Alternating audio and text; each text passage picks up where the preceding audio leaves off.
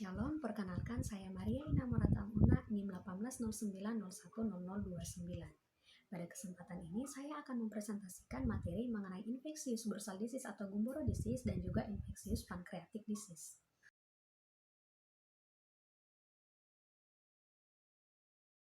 Baik, kita langsung saja pada materi yang pertama, yaitu infeksius bursal disease. Infeksius bursal disease atau Gumboro disease merupakan penyakit menular yang merujuk pada imunosupresif pada ayam muda dan juga disebabkan oleh IBD virus. Nah, IBD virus ini menimbulkan kerugian ekonomi yang sangat besar bagi dunia industri perunggasan. IBD virus merupakan virus RNA untai ganda dari genus Avivirnavirus dan juga famili Virnaviridae. Genom dari IBDV itu sendiri tersegmentasi menjadi dua, yaitu segmen A dan juga segmen B, di mana segmen A mampu mengkode sekitar 110 kDa poliprotein dan disambungkan secara otomatis menjadi virus protein. Di antaranya VP2 mampu mengkode sekitar 48 kDa poliprotein, VP3 mengkode 33-35 kDa poliprotein, dan juga VP4 mengkode 24 kDa poliprotein. IBDV itu sendiri memiliki dua serotype, yaitu serotype 1 dan serotype 2, di mana kedua serotype ini bisa secara alami menginfeksi pada ayam, bebek, kalkun, dan juga burung unta. Nah, patogenesitas yang dilaporkan hanya pada ayam dengan serotype pertama. Yang berikutnya, munculnya IBDV sebagai varian antigenik dan juga strain yang sangat virulen atau VV-IBDV merupakan alasan utama kerugian signifikan dan juga tingginya mortalitas pada ayam. Virus ini terus berkembang dengan perubahan terhadap antigenesitasnya dan juga virulen. Nah, VP2 merupakan protein kapsid pelindung utama pada virus yang membawa penentu imunogenik dan mampu memperoleh antibodi penetral.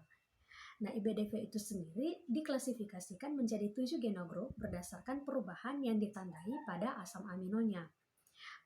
Daerah hipervariabel kapsid protein VP2 atau HVP2 pada setiap grup berbeda, di mana pada genogrup yang pertama didistribusikan secara global. IBD merupakan ancaman yang sangat serius bagi dunia industri perunggasan. Munculnya IBDV sebagai varian antigenik dan juga strain hypervirulen merupakan alasan kerugian signifikan dan tingginya mortalitas.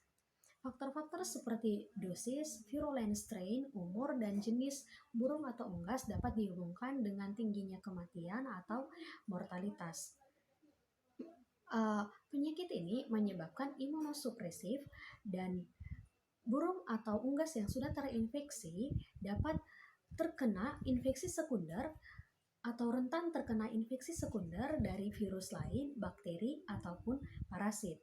Nah, meningkatnya penggunaan antibiotik untuk melawan infeksi sekunder tadi akan menyebabkan meningkatnya masalah kesehatan masyarakat. Selanjutnya merupakan patogenesis dari IBD virus. Organ utama tempat predileksi IBD virus itu sendiri pada Bursa fabricius. Penyakit ini menyerang pada unggas dan juga ayam muda dengan rentang usia 3-6 minggu, di mana perkembangan Bursa fabriciusnya mencapai tahap optimum. Transmisi atau rute utama masuknya virus ke dalam tubuh dapat melalui oral dan juga inhalasi. Setelah virus masuk ke dalam tubuh, virus akan bereplikasi dalam makrofag dan juga sel limfoid yang berhubungan dengan usus dan menyebabkan terjadinya viremia primer.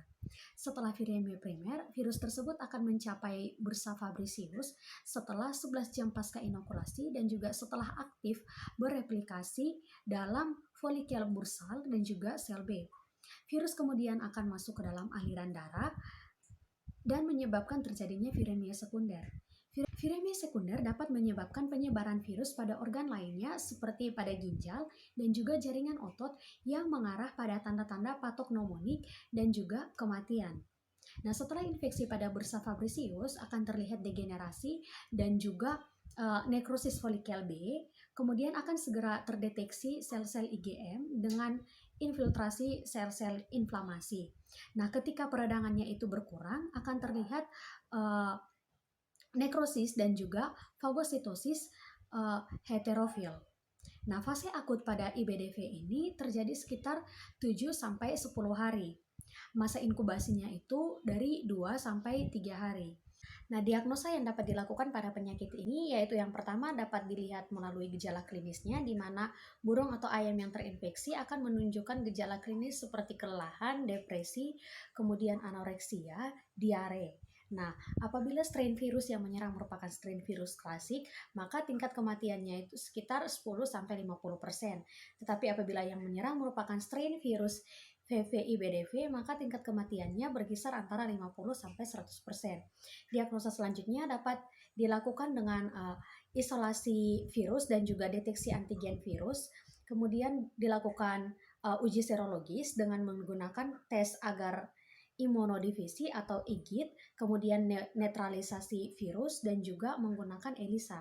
Dapat pula melakukan diagnosa dengan menggunakan RT-PCR dan juga LAMP atau Loop Mediated Isothermal Amplification, di mana LAMP ini jika dibandingkan dengan RT-PCR, dia 10 kali lebih sensitif dan ujinya cepat serta lebih spesifik dari RT-PCR sendiri.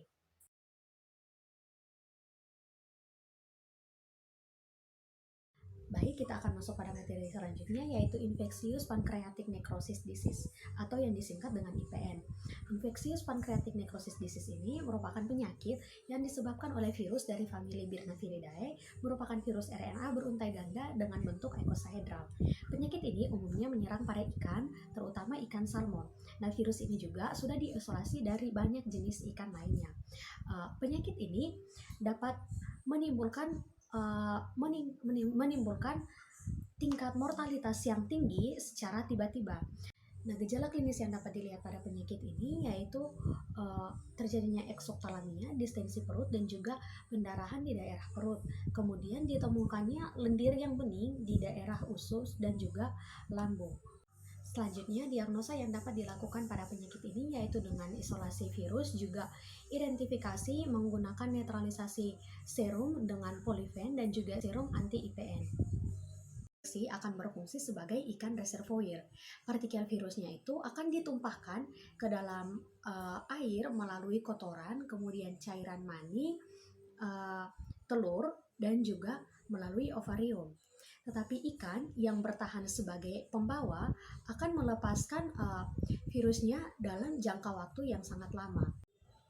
Nah, penyakit infeksius pancreatic disease ini dapat ditularkan dari induk ke keturunannya melalui telur.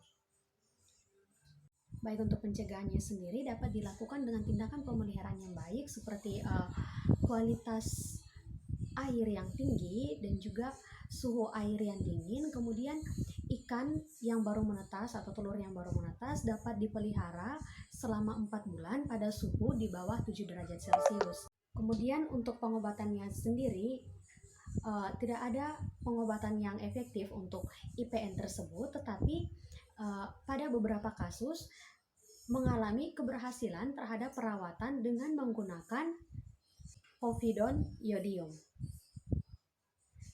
Kemudian disarankan untuk ikan-ikan yang terinfeksi agar tidak ditanami kembali ataupun ditabur kembali ke danau agar mencegah penyebaran virus terhadap ikan-ikan lainnya.